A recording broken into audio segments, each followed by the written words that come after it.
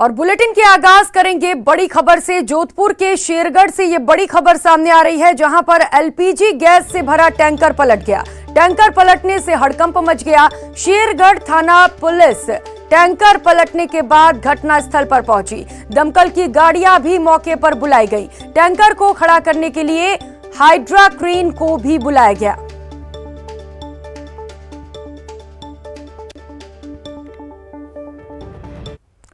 और अब एक नजर टॉप 10 क्राइम पर।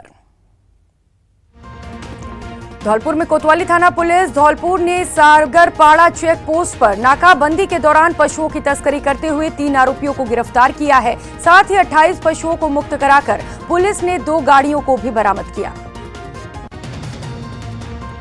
कोटा के कुन्हाड़ी थाना क्षेत्र में मामूली कहासुनी में 4 से 5 बदमाशों ने एक युवक पर चाकू और लोहे के सरिये से हमला कर दिया। घायल युवक को अस्पताल में भर्ती कराया गया। करौली के कुड़गांव थाना पुलिस ने हार्डकोर अपराधी और 5,000 रुपए के इनामी बदमाश को गिरफ्तार कर लिया। आरोपी पर करीब 37 मामले दर्ज हैं।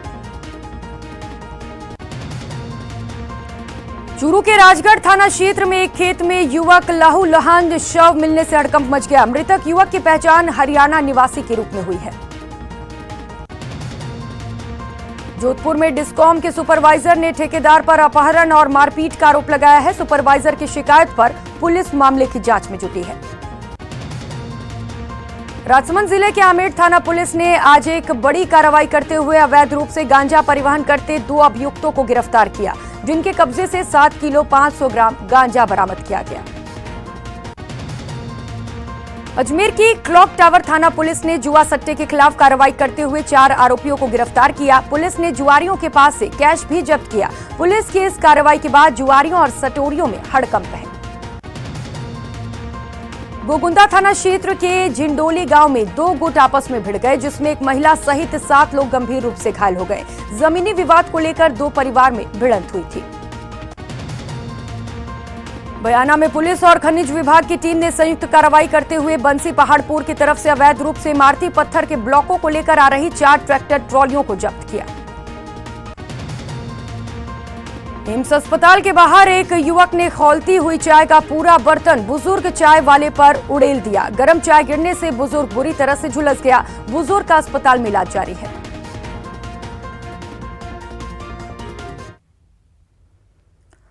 और रुक लेते हैं इस वक्त की बड़ी खबर का। पीएम की सुरक्षा में सेंध मामले में ये बड़ा अपडेट आपको बता दें। सुप्रीम कोर्ट में आज फिर से सुनवाई होगी।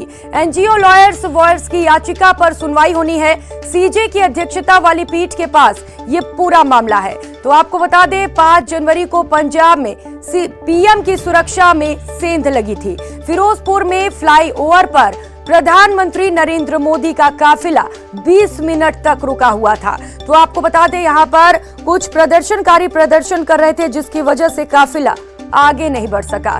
सहयोगी सुशील दिल्ली से इस वक्त हमारे साथ जुड़ चुके हैं। सुशील, सुप्रीम कोर्ट में आज एक बार फिर से सुनवाई होनी है, कितना वक्त लग सकता है और क्या कुछ फैसले निकल कर सामने आ सकते हैं इसमें? जी देखिए, थोड़ी देर में सुप्रीम कोर्ट इस पूरे मामले में अहम सुनवाई शुरू करेगा। हालांकि इस पूरे मामले को लेकर पंजाब सरकार की तरफ से पिछली सुनवाई के दौरान ये कहा गया था कि प्रधानमंत्री की सुरक्षा में चूक के समक्ष जो भी दस्तावेज हैं वो पंजाब हरियाणा हाई कोर्ट के रजिस्ट्रार जनरल के समक्ष प्रिजर्व करवाया जाए। हालांकि केंद्रीय जांच एजेंसी जो उस पूरे मामले को लेकर जांच कर रही थी, उसको भी ये कहा गया था कि जो भी जांच उनकी तरफ से की गई है उस जांच से संबंधित तमाम जो दस्तावेज हैं वो पंजाब हरियाणा हाई कोर्ट के रजिस्ट्रार जनरल को दिया जाए।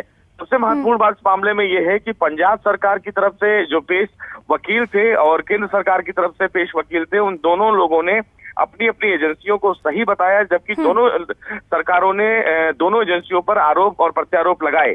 अब बड़ा सवाल इस मामले में ये है कि सुप्रीम कोर्ट के पास जो आज दस्तावेज रखे जाएंगे, उन दस्तावेजों को देखने के बाद सुप्रीम कोर्ट ये तय कर सकता है कि क्या प्रधानमंत्री की सुरक्षा में चूक को लेकर उसके द्वारा कोई कमेटी बनाई जाए या फिर ना बनाई जाए। क्योंकि प्रधानमंत्री की सुरक्षा का जो मामला है वो केवल एक राज्य से जुड़ा हुआ मामला नहीं है, बल्कि देश की सुरक्षा से जुड़ा मामला है। और इस पर केंद्र सरकार के वकील की तरफ से ये कहा गया था कि कहीं ना कहीं अंतरराष्ट्रीय स्तर पर भी देश की जो स्थिति है वो शर्मसार हुई है, लिहाजा इस पूरे मामले को गंभीरता से लेने की आवश्यकता है। तो देखना बेहद अहम होगा कि जब सुप्रीम कोर्ट इस मामले की अब अहम सुनवाई थोड़ी देर में करेगा। तो पंजाब सरकार की तरफ से और कुछ क्या दलीलें दी जाती हैं? जी सुशील, बिल्कुल प्रधानमंत्री की सुरक्षा देश स्तर पर देखी जा सकती है और ये बड़ा मुद्दा है। सुप्रीम कोर्ट ने इससे पहले जब सुनवाई की थी सुशील, तो साफ तौर पर यह कहा था कि सुप्रीम कोर्ट इस पूरे मामले को लेकर बेहद गंभीर है। तो क्या लगता है, जिस तरीके से सुप्रीम कोर्ट लगातार एक्शन मोड पर है, आज सुनवाई भी ली जा सकती है पूरे मामले पर? जी बिल्कुल, आप एकदम सही कह रही हैं कि जिस पूरे प्रकरण को लेकर कहीं ना कहीं सुप्रीम कोर्ट खासा गंभीर था। सुप्रीम कोर्ट ने कहा था कि मामला प्रधानमंत्री की सुरक्षा से जुड़ा हुआ है, लिहाजा इस पूरे मामले में वो स्वयं चाहते हैं कि मामले की निष्पक्ष जांच हो। और अगर जांच एजेंसियां जो फिलहाल एक दूसरे पर आरोप लगा रही हैं, तो हो सकता है इस पूरे मामले को लेकर कहीं ना कहीं सुप्रीम कोर्ट इस पूरे मामले में एक नई अपनी तरफ से कमेटी का गठन भी कर सकता है। तो ये देखना बेहद अहम होगा कि जो आज की सुनवाई होगी वो बेहद क्रूशियल इसलिए भी होगी कि केंद्र सरकार और राज्य सरकारें दोनों क्या दलीलें देती हैं और जांच का जो दायरा है वो क्या बढ़ता है। क्योंकि सुप्रीम कोर्ट ने इस पूरे मामले में एनआईए के अधिकारी को भी शामिल किया था, क्योंकि केंद्र सरकार की तरफ से कहा गया था कि एक क्रॉस बॉर्डर टेररिज्म का मामला है, खालिस्तानी मूवमेंट के भी कुछ वीडियोज देखे गए हैं। तो इस पूरे प्रकरण को लेकर हो सकता है कि सुप्रीम कोर्ट आज एक कदम आगे बढ़े। जी बिल्कुल सुशील, अब ये देखना बेहद अहम होगा कि दलीलें क्या पेश की जाती हैं। बहुत शुक्रिया आपका तमाम जानकारियों के लिए। और रुक कर लेते हैं एक और बड़ी खबर का। जम्मू कश्मीर के कुलगाम से ये बड़ी खबर आ रही है, जहां पर मुठभेड़ हुआ है। सुरक्षा बलों ने 2 आतंकियों को ढेर कर दिया है। भारी मात्रा में हथियार और गोला बारूद भी बरामद किए गए हैं। इलाके में सेना का सर्च ऑपरेशन जारी है। तो ये बड़ी खबर आपको बता दें, जम्मू कश्मीर के कुलगाम से सामने आ रही है, जहां पर सुरक्षा बलों और आतंकियों के बीच मुठभेड़ हुआ है। इस मुठभेड़ में सुरक्षा बलों को बड़ी कामयाबी मिली है और 2 आतंकियों को ढेर कर दिया गया है। तो फिलहाल पूरे इलाके में सर्च ऑपरेशन जारी है।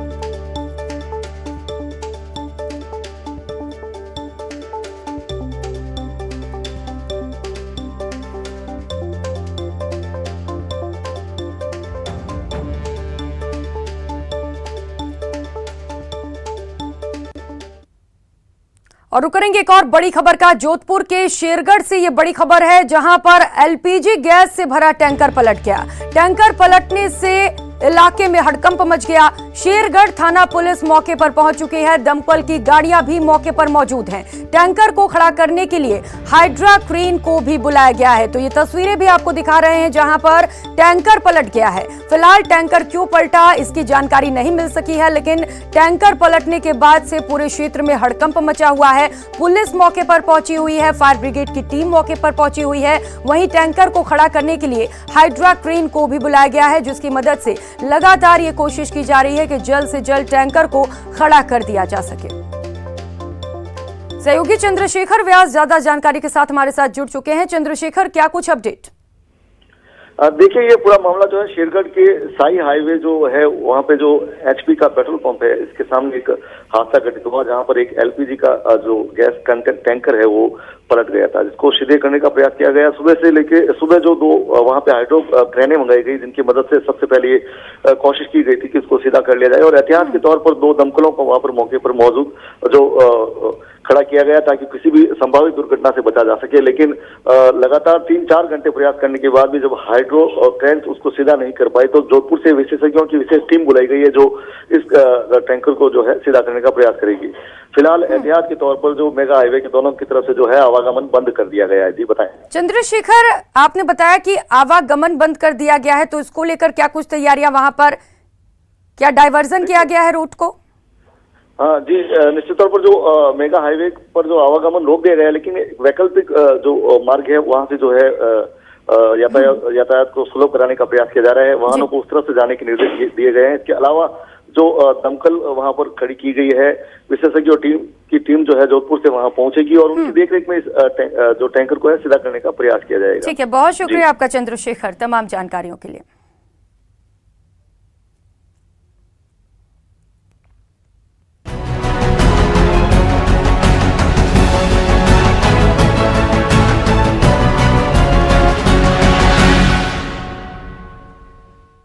तो राजस्थान सहित देश भर में आज से 60 साल से ज्यादा उम्र के बुजुर्गों के अलावा हेल्थ और फ्रंटलाइन वर्कर्स को बूस्टर डोज दिया जा रहा है। इन्हें अलग से रजिस्ट्रेशन कराने की जरूरत नहीं है। स्लॉट बुक कर या फिर सीधे सेंटर में आकर बूस्टर डोज लगवाया जा सकता है। बुजुर्ग जिन्हें गंभीर बीमारी है वे अपने डॉक्टर की सलाह पर प्रिकॉशन पर ये बूस्टर डोज ले सकते हैं। तो लगातार बढ़ते हुए कोरोना आंकड़ों के बीच ये बड़ी खबर आपको बता दें, बूस्टर डोज की आज से शुरुआत कर दी गई है। प्रदेश भर में आज से प्रिकॉशन डोज दी जा रही है। तो 60 साल से ज्यादा की उम्र के जो बुजुर्ग हैं या फ्रंट लाइन वर्कर्स हैं उनको ये प्रिकॉशन डोज दी जा रही है। तो अगर आपको ये डोज लेनी है तो आपको किसी भी तरह की रजिस्ट्रेशन नहीं करानी है। आप सीधे वैक्सीनेशन सेंटर पर जाकर डोज ले सकते हैं।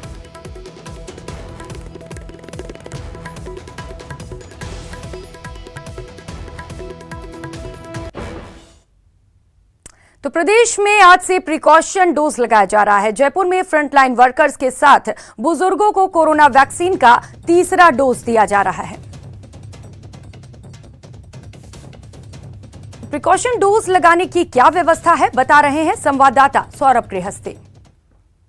आज से प्रिकॉशन डोज की शुरुआत हो चुकी है। राजधानी जयपुर के भी तमाम सेंटर्स पर फ्रंटलाइन वॉरियर, हेल्थ वर्कर और 60 साल से ऊपर आयु के जो बुजुर्ग हैं उनका वैक्सीनेशन शुरू हो चुका है। मैं इस वक्त गांधीनगर में चिकित्सा संस्थान पर हूं और यहां पर देख सकते हैं आप किस प्रकार से कतारें लगी हुई है। और खास बात यह है कि बुजुर्ग जिनका समय जो है वो दूसरी डोज लेने के बाद 9 महीने का पूरा हो चुका है, वे भी बड़ी संख्या में यहाँ पर पहुंच रहे हैं और वैक्सीनेशन जो है वो करा रहे हैं। कुछ लाभार्थी हमारे साथ मौजूद हैं, उनसे बात कर लेते हैं। अंकल, क्या आपने डोज लगवा ली है और किस प्रकार से आप लोग आगे आए और क्या मैसेज आया था, क्या रजिस्ट्रेशन कराया? राजस्थान गवर्नमेंट का मैसेज आया था 8 तारीख को कि आपका 10 तारीख का वैक्सीनेशन होने वाला है। तो हम बिल्कुल 9 बजे से हम यहाँ पे आए हैं और बहुत अच्छा गवर्नमेंट ने सुविधा दी है और बूस्टर डोज हमने लगवाया है। बूस्टर डोज किस प्रकार का मैसेज आया? ये देखिए, ये दिखाना चाहेंगे हमारे दर्शकों को कि ये सरकार की तरफ से मैसेज पहुंचा है। Dear Sitaram, you are eligible and may avail precaution dose on 10 January. तो इस प्रकार के मैसेज जो है वो उन लोगों के पास पहुंच रहे हैं जिनका समय जो है वो पूरा हो चुका है और वो यहाँ पर पहुंचकर ये एक अच्छी सुविधा जो है वो दी गई ताकि कोई कंफ्यूजन जो है वो ना रहे। आमतौर पर इस प्रकार से कंफ्यूजन हो जाता है कि मुझे डोज लेनी है नहीं लेनी है, तो इस प्रकार के मैसेज जो है वो पहुंच रहे हैं। अंकल, आपने डोज लगवा ली है, कितना जरूरी समझते हैं क्योंकि कोरोना जो है वो फिर से तेजी से फैल रहा है? जिस तरह से गाइडलाइंस आ रही हैं या जिस तरह से एक्सपर्ट्स का ओपिनियन आ रहा है उसके हिसाब से ये वैक्सीन लगाना बहुत ज़रूरी है। और हमने पहले भी बताया कि हमने पहले मार्च के पहले हफ्ते में भी पहला डोज लगाया, अप्रैल के पहले हफ्ते में लगाया और 9 महीने पूरे होते ही हमने बूस्टर डोज पहले दिन ही लगा लिया है। तो हम इसको बहुत ज़रूरी समझते हैं हमारे हेल्थ के लिए कि बूस्टर हमारे को बहुत फायदा करेगा। बूस्टर डोज जो है वो फायदा करेगा और तमाम, चूंकि राजस्थान में ये फ्रंटलाइन वॉरियर हो, हेल्थ वर्कर हो या 60 साल से ऊपर आयु के जो बुजुर्ग हैं, करीब 24 लाख ऐसे लोग हैं जिनको जो है वो अब डोज जो है वो तीसरी डोज लगनी है। लेकिन 15 साल से 18 साल की आयु वर्ग के लोग हों या 18 साल से ऊपर आयु के वर्ग के लोग हों, उनको भी वैक्सीनेशन जो है वो लगातार जारी है। और तस्वीरें दिखाना चाहेंगे किस प्रकार से वैक्सीनेशन सेंटर्स पर भीड़ जो है वो उमड़ी हुई है क्योंकि देखिए कोरोना जो है वो फिर से फैला है। दूसरी लहर आई थी, उस दौरान भी देखने को मिला था कि उसके बाद जो है वो बड़ी संख्या में लोग वैक्सीनेशन के लिए निकले थे और इस बार तीसरी लहर में भी साफ तौर पर देखने को मिल रहा है कि लोग अब फिर से जो है वो आगे आने लगे। जो लोग वैक्सीनेशन से वंचित रह गए वो भी अब वैक्सीन लगवाने के लिए लगातार सेंटर्स पर जो है वो उमड़ रहे हैं। कैमरा पर्सन भवानी के साथ सौरभ गृहस्थी, न्यूज 18 राजस्थान, जयपुर। तो आज से प्रदेश में फ्रंट लाइन वर्कर्स समेत बुजुर्गों को प्रिकॉशन डोज लगाने की शुरुआत हुई। ओमिक्रॉन के बढ़ते खतरे के बीच इसे काफी अहम माना जा रहा है। प्रदेश के चिकित्सा मंत्री ने उम्मीद जताई है कि बूस्टर डोज के सहारे कोरोना के नए वेरिएंट से प्रदेश सफलतापूर्वक लड़ाई लड़ेगा। हालांकि उन्होंने कहा है कि नया ओमिक्रॉन वेरिएंट ज्यादा खतरनाक भले ही नहीं है, लेकिन इस पर लापरवाही बरतना सही नहीं है। प्रदेश में आज से प्रिकॉशन डोज की शुरुआत हो चुकी है। फ्रंटलाइन वॉरियर हो या हेल्थ वर्कर हो या 60 साल से ऊपर आयु के लोग, राजस्थान में कुल 24 लाख लोगों को वैक्सीन जो है वो लगनी है। इस वक्त चिकित्सा मंत्री प्रसादी लाल मीणा साहब हमारे साथ मौजूद हैं। सर, किस प्रकार से तैयारियां आप लोगों द्वारा की गई है? 24 लाख लोगों को लगना है, तो कितनी जल्दी इन लोगों को आप डोज लगवा देंगे? जिन लोगों के 2 डोज लग चुकी, फ्रंटलाइन वर्कर हो या 60 साल से ऊपर वाला हो, सबको आज से प्रिकॉशन डोज लगाने का अभियान शुरू कर दिया। सारे सेंटर वगैरह पर हमारे पास वैक्सीन अवेलेबल है। जहाँ जल्दी होगा, जितना लोगों को मैसेज कर दिए सबको कि आपकी डोज ड्यू है, आप कल से लगाएं। निश्चित रूप से लोग इस कोरोना की मारामारी में निश्चित रूप से लोग आगे आकर, जैसे युवाओं ने अभी 15 से 18 साल वालों ने अच्छी तादाद में लगाई, आगे बढ़कर लगाई, जोश से लगाई, उसी तरह जो फ्रंटलाइन वर्कर और 60 साल से ऊपर वाले हैं वो भी निश्चित रूप से डोज लगाकर अपने को सुरक्षित महसूस करें। सर, चूंकि कोरोना बहुत तेजी से बढ़ रहा है और राजस्थान के लगभग तमाम हिस्सों में नए केसेस जो हैं वो बड़ी संख्या में आ रहे हैं, तो क्या लगता है कि ये नॉर्मल है या फिर चूंकि इस वेरिएंट का पता नहीं है कितना कब अलग रूप धारण कर ले और कब खतरनाक हो जाए? देखो, फिलहाल तो ये नॉर्मल है, पर ये कब रूप अपना बदल ले कुछ कह नहीं सकते इसके बारे में। इसलिए पूरी सावधानी पहले से की जा रही है। जो भी ओमिक्रॉन के केस है, हमने पिछली वीसी में भारत सरकार के स्वास्थ्य मंत्री से कहा था, ओमिक्रॉन के केस ज़्यादा कोई घातक नहीं, इसलिए इनको आप हॉस्पिटलाइज करने से छूट दे। तब उन्होंने कह दिया कि इनको घर पर भी रख सकते हैं। अच्छा। भारत सरकार से छूट आ गई। ओमिक्रॉन के जो पेशेंट है वो निश्चित रूप से अभी कोई हमारे प्रदेश में एक भी डेथ नहीं हुई, मेरे ख्याल देश में भी नहीं हुई। उदयपुर में एक डेथ हुई थी। नो, उदयपुर में वो ओमिक्रॉन से नहीं हुई है, वो ठीक होने के बाद निगेटिव आने के 5 दिन बाद हुई है, इसलिए उसको 73 ईयर्स का था, ओल्ड था, इसलिए कह नहीं सकते पूरे देश में कहीं भी नहीं हुई अभी। इसलिए निश्चित रूप से पूरी सतर्कता बरतने के लिए कहा गया है।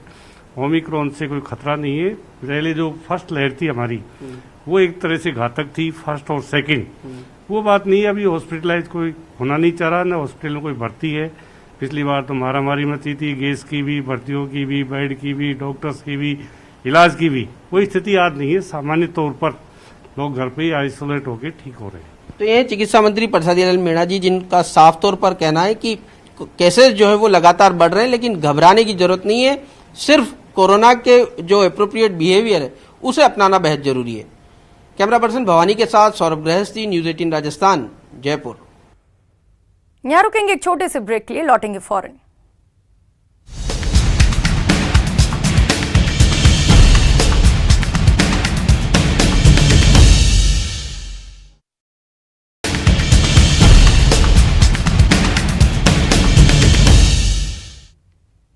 और इस समय DGP ML Lather press conference कर रहे हैं, चलिए आपको सीधे लिए चलते हैं।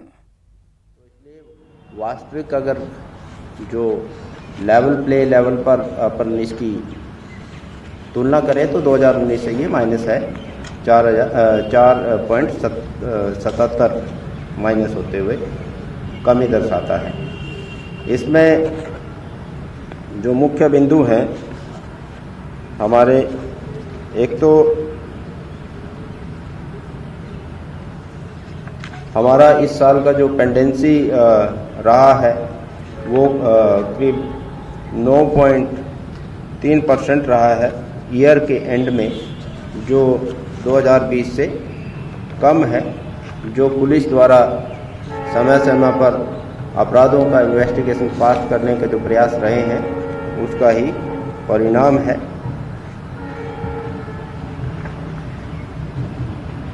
इस दौरान आपने देखा होगा कि इस साल 2020 के साथ साथ 2021 में भी जो कोरोना की जो सेकंड वेव आई थी उसमें भी पुलिस द्वारा अपने जो नॉर्मल कर्तव्यों के साथ साथ कोरोना की रोकथाम में भी काफ़ी काम किया गया है।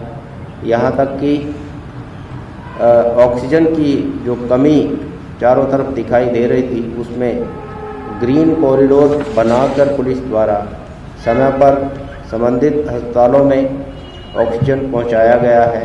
कई बार तो क्या होता था, जैसे आज अगर सवाईमाधोपुर में कमी है लेकिन 2 घंटे के लिए प्लस टोंक में है तो टोंक से कॉरिडोर बनाकर सवाईमाधोपुर भिजवाया गया। बूंदी से कोटा भिजवाया गया, वापस भिजवाया गया। मतलब ये आपको पता है बीच का जो 1.5 महीने का जो समय था, उस टाइम ऑक्सीजन की जब किल्लत थी, तो उस दौरान भी पुलिस ने अपने कर्तव्यों के साथ साथ ये काम भी किया है। बावजूद इसके फिर भी 2021 में जो पुलिस ने अपना जो काम था इन्वेस्टिगेशन को समय पर कंप्लीट करने का, वो बखूबी निभाया है। और इस वजह जो 2020 में करीब 12% के करीब पेंडेंसी रही थी, 2021 में 9 पॉइंट पर लाई गई। बावजूद इसके कि 2021 में 2020 की तुलना में 11% अपराध दर्ज हुआ है।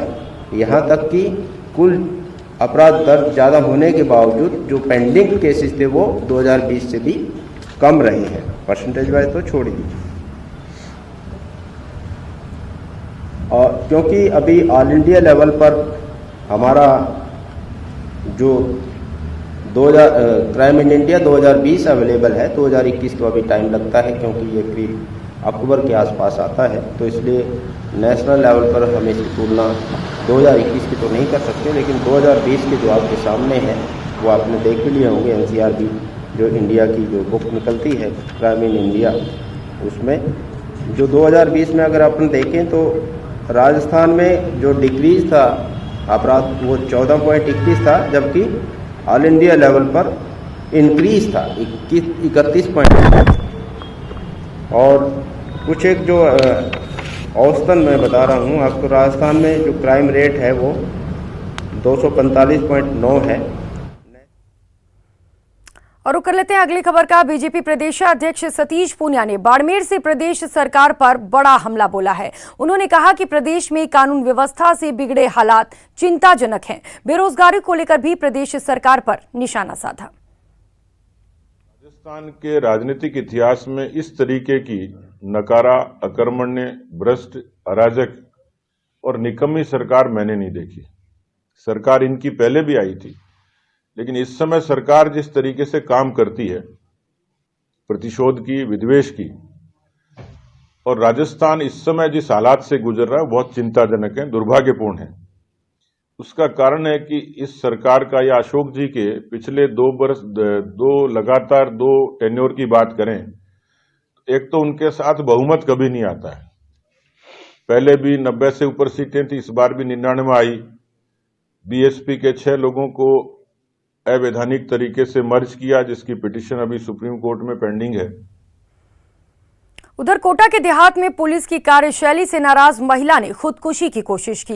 इस महिला का पड़ोसी से झगड़ा हुआ था और इस मामले में पुलिस के कार्रवाई नहीं करने से वो नाराज थी और उसने जहर खाकर जान देने की कोशिश की। उसको गंभीर हालत में अस्पताल में भर्ती कराया गया, जहां से उसको कोटा रेफर कर दिया गया। इस महिला के झगड़े का सोशल मीडिया पर वीडियो वायरल हो रहा है, जिसमें वो पुलिस पर कार्रवाई नहीं करने का आरोप लगा रही है। वहीं पुलिस पूरे मामले की जांच पड़ताल में जुट गई है।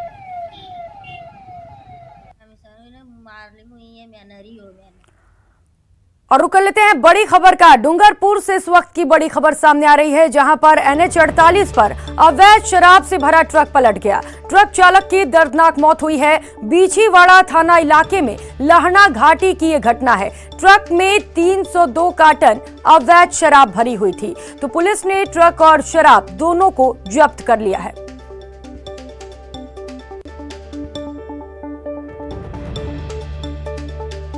तो डूंगरपुर से ये बड़ी खबर आपको बता रहे हैं, जहां पर NH 48 पर दर्दनाक हादसा हुआ। अवैध शराब से भरा ट्रक पलट गया, जिसमें ट्रक चालक की मौत हो गई है।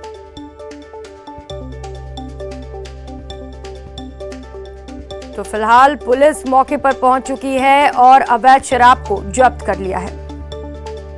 सहयोगी जयेश पवार हमारे संवाददाता जुड़ चुके हैं। जयेश, क्या है पूरा मामला? में जो नेशनल हाईवे 48 है और गुजरात की सीमा से लगता हुआ रतनपुर बॉर्डर है, यहाँ पर आए दिन शराब तस्करी के मामले सामने आते रहते हैं। लेकिन बीती रात एक ऐसा हादसा हुआ जिसमें अवैध शराब से भरा हुआ एक ट्रक लहना घाटी में बेकाबू होकर पलट गया। ट्रक में मूंगफली के कट्टों की आड़ में करीब 300 से ज्यादा अवैध शराब के कार्टन भरे हुए थे। हादसे में हिमाचल प्रदेश निवासी जो ट्रक चालक है नरेश पिता बलवीर सिंह, उसकी मौत हो गई है। पुलिस ने शव को डूंगरपुर जिला अस्पताल की मॉर्चरी में रखवाया है और परिजनों को सूचना दे दी है। वहीं जो ट्रक को हाईवे से हटाकर थाने पर लाया गया है और जो जब्त शराब है उसको रतनपुर चौकी पर रखवाया गया है। फिलहाल जो आगे की कार्रवाई है परिजनों के आने के बाद ही होगी। जयेश, जब ट्रक दुर्घटनाग्रस्त हुआ तब पूरे मामले का खुलासा हुआ कि इसमें अवैध शराब है, वरना हो भी नहीं पाता। तो आखिर पुलिस को जानकारी क्यों नहीं मिली इसकी? मैं बताना चाहूंगा, डूंगरपुर में जो हाईवे है गुजरात से लगता हुआ है और यहाँ पर आए दिन पुलिस, बिछीवाड़ा थाना पुलिस और रतनपुर पुलिस चौकी है वो शराब जो पकड़ने की कार्रवाई भी करती है। जो शराब तस्कर है कई बार अलग अलग तरीकों से, कभी गुप्त कैबिन में, कभी फर्नीचर की आड़ में, कभी इलेक्ट्रॉनिक सामान की आड़ में शराब तस्करी करते रहते हैं। और जो पुलिस है वो लगातार नाकेबंदी करके ट्रकों को चेक करती है। कई बार ट्रक निकल भी जाते हैं। इसी प्रकार जैसे ये कल रात को भी एक ट्रक जो है शायद आगे जाकर के रतनपुर चौकी इसको चेक करती या फिर नहीं करती तो ये सीधा गुजरात भी जा सकता था। बहुत शुक्रिया आपका जयेश तमाम जानकारियों के लिए।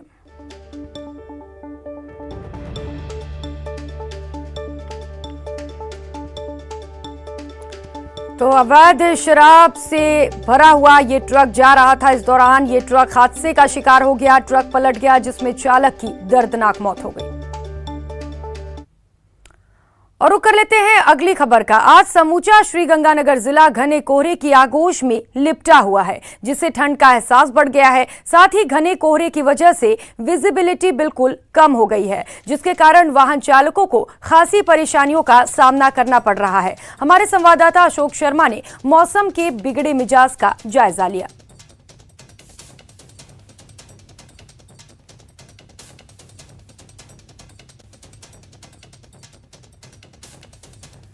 तो श्रीगंगानगर से ये तस्वीरें आपको दिखा रहे हैं, जहां पर सर्दी का सितम जारी है। आप तस्वीर देखकर ये अंदाजा लगा सकते हैं कि किस तरीके से पूरे जिले को कोहरे ने अपने आगोश में ले लिया है। वाहनों की रफ्तार पर ब्रेक लग गया है, रिंग रिंग कर वाहन चल रहे हैं। आप ये तस्वीरें देख सकते हैं किस तरीके से जनजीवन बुरी तरह से प्रभावित हुआ है। लोग अपने गाड़ियों के लाइट्स जलाकर चल रहे हैं दिन में भी, जिससे कि दुर्घटना से बच सकें। और सर्द हवाओं से लोगों की धुजनी छूट रही है, लोग घरों में रहने को मजबूर हैं। तो समूचा शहर इस वक्त घने कोहरे की आगोश में है। विजिबिलिटी बिल्कुल कम हो गई है, लोगों को काफी दूर तक दिखाई नहीं दे रहा है, जिसकी वजह से वाहनों पर ब्रेक लग गई है।